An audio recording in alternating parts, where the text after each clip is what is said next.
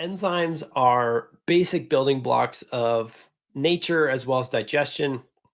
You have enzymes in your mouth, you have enzymes in your stomach, you have enzymes that come from your pancreas, and enzymes that come from your villi and your small intestine, and enzymes that come from your microbiome. So they're complex, they're kind of ubiquitous throughout the digestive process. And the reason why is another analogy would be like imagine a field of wildflowers, and those flowers. I hope you've seen this before, but flowers will close up at night, right? They pull their petals in, and then when they have water and sunlight, they open up and they look beautiful, right? Like springtime is coming. We all want that. Acid is kind of like the sunshine. It opens up the petals of the flower. It goes from a ball of potential to this beautiful sort of flower. And so that's what acid is doing. It's opening up that walnut you ate, or that piece of meat fiber that you ate. It's opening it up. What the enzymes do is they come in and they sort of cleave the flower petals off, and they turn those flower petals into little pieces so that we can absorb them. And so without the enzymes, you also will have maldigestion, which will be bloating. You'll have increase of all the infections I just talked about, and you'll lose nutrients over time. You need these enzymes at the right times to basically turn those flower petals, turn those, go from a chicken breast to actually amino acid peptides that we can actually absorb. And so enzymes are extremely critical, and they suffer the exact same problems that I spoke about earlier, which is that over time, the building blocks of enzymes tend to go down. Like we lose our magnesium status as we age. We lose other nutrients as we age. We also get more stressed, and stress inhibits the release of the enzymes. Enzymes also need the right pH window. Remember, the pH is the acid window coming out of the stomach. It needs the right pH to really work the best. They work in a bell curve on a pH scale. It's kind of cool. It's a way to like contain them so they don't just go crazy and digest our bodies from the inside out. So there's a lot of things that could go wrong with enzymes. And so at the end of the day, if you were like, gun to my head, somebody's having digestive issues, they've tried a lot of different diets, they've tried a lot of products, and you're like, you have to make progress with this person, otherwise I'll shoot you or your family. I would start with holozymes. I would start with enzymes because they are universal. Like, and if you don't need them, all you do is just get more nutrients out of your food. Like that's the downside. Like let's say you're super healthy and you don't have any issues. You're just listening to this podcast. You're trying to live to 150. And you're like, hey, I want to give my body a little bit of a break for a month, and just see what can happen.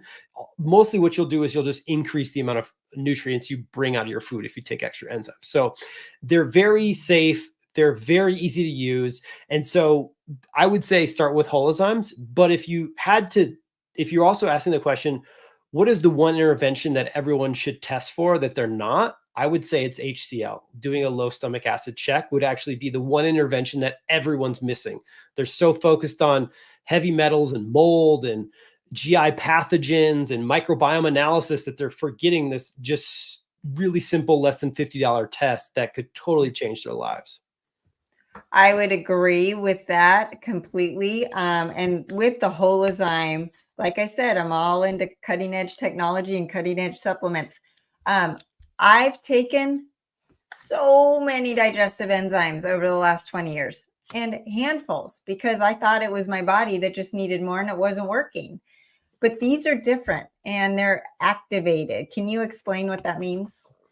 Yeah. So like you, I struggle with bloating and, IBS since I was a child. And I would actually take 3 different enzymes at every meal. So I would take 3 different brands of enzymes because, I couldn't get all the stuff I wanted in the same pill. And then for whatever reason, like you, it would work one day and then not work for 2 days. And then it would work another day. And it was just super confusing. And then when I had a digestive health consulting practice, I actually saw the same thing happen.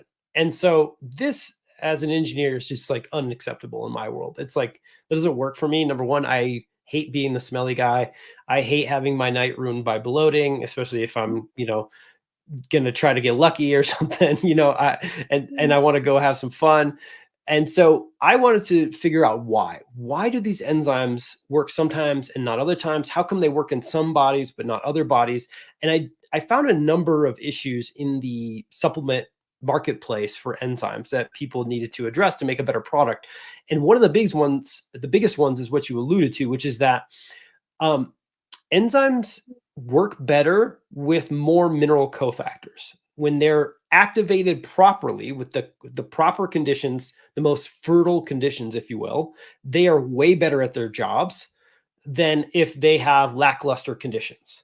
And in this case, what that means is if they have an abundance of the cofactors will give them more energy, electrons, to actually do the process of cutting up the flower petals and turning them into usable nutrients. And so I didn't think of this myself. I actually found a scientist who had a patent, who had done 6 pilot trials, and he was trying to tell the world about it for like 15 years, but nobody was really listening. And of course, I buy everything. I'm like, whatever miracle you're selling, I'll try it, you know?